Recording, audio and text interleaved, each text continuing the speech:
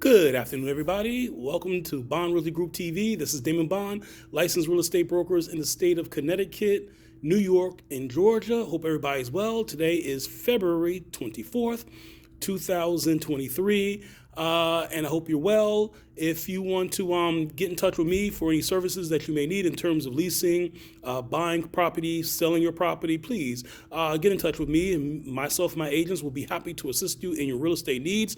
Welcome to Bond TV, where we talk about real estate issues that matter to you the most. All right, so a couple of things here. Make sure I got the date correct.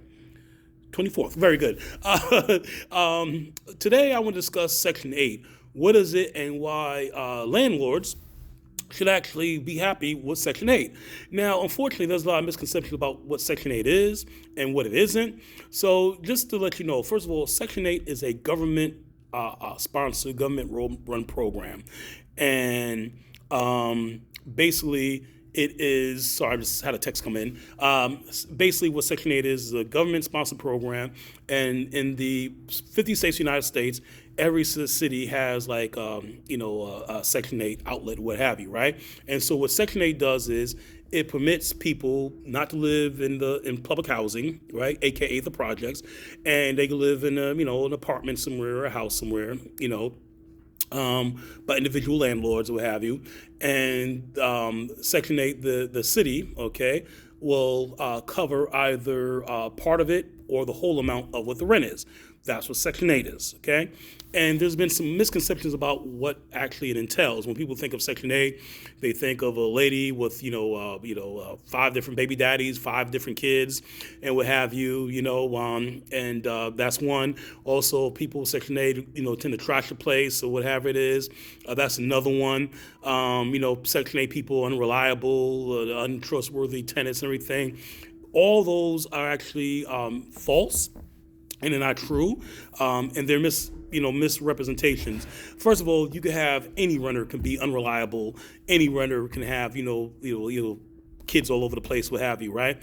That's not what it's about. You have veterans out there who are Section 8, tenants.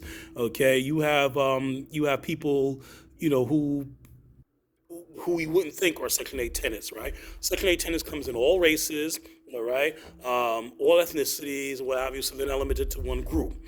So with that said, why as a landlord would you want a Section 8 tenant? Well, one of the reasons why a landlord, and I had a Section 8 tenant once, one reason why landlords would want a Section 8 tenant is because every month you're guaranteed a check in your bank account. Section 8 pays you directly.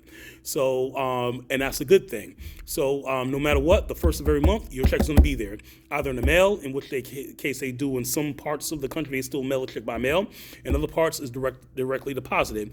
So, landlords like it because you get paid directly. All right, there's no hassle, there's no excuses about, oh, let me, I don't have the money. There's no what we call splaining, to be colloquial. None of that happens.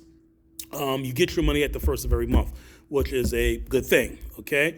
So that's what it is. So a lot of people assume that also why they won't want Section 8 tenants is that Section 8 is a pain in the butt.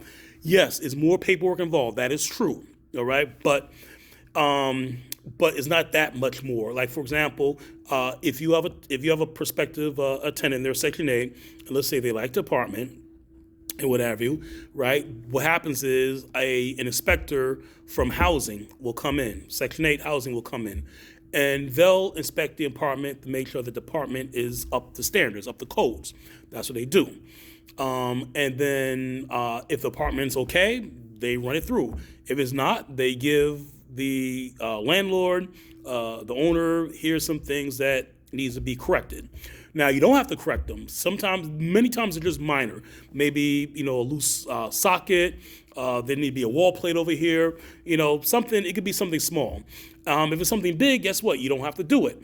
Just because it doesn't pass the Section 8 inspection doesn't mean it's unsafe. Section 8, they tend to be very regimented about that.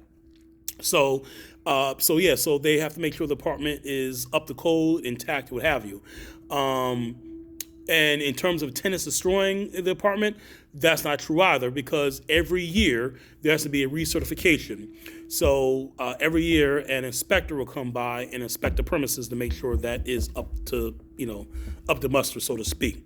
All right. So yeah, and also, here's the thing: you can't discriminate against a prospective tenant because they're Section 8. Section 8 is a lawful form of income. All right, it is a lawful form of income. I go into multiple listing service all the time, and this is known as the MLS. And I've seen not only real estate agents, but real estate brokers who should especially know better. They'll have in the comment section, no Section 8 allowed.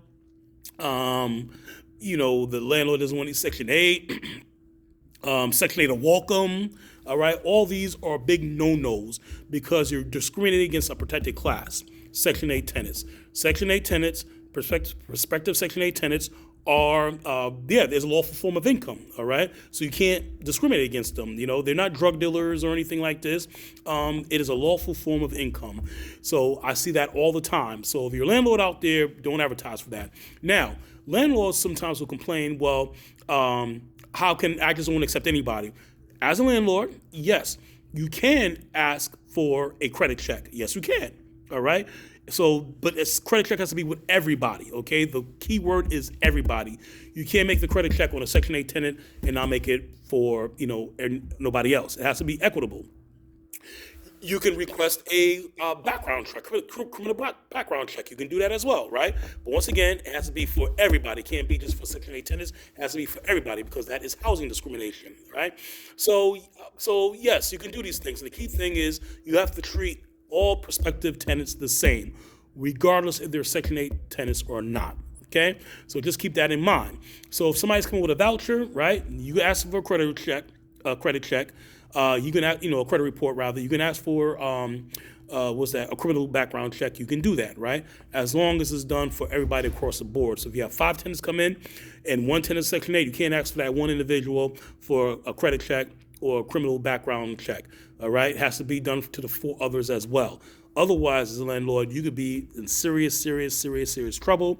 And plus, this is bad publicity. You don't want that people thinking that, you're doing discriminatory practices. It's rough out here in these streets as it is now. All right, so just do the right thing. All right. Like I said, don't shy away from Section 8. And like I said, you go on the government website, they tell you all about it, and get you more educated on it. So this has been my tip, okay, from Bond Realty Group. Please, if you have a comment, you can share that. If any questions, please go ahead. Thank you for tuning in to Bond Realty Group TV. This is Damon Bond, licensed real estate brokers in the state of Connecticut, New York, and Georgia. Be well. Have a beautiful weekend. It's this Friday today, and please be safe. Good afternoon.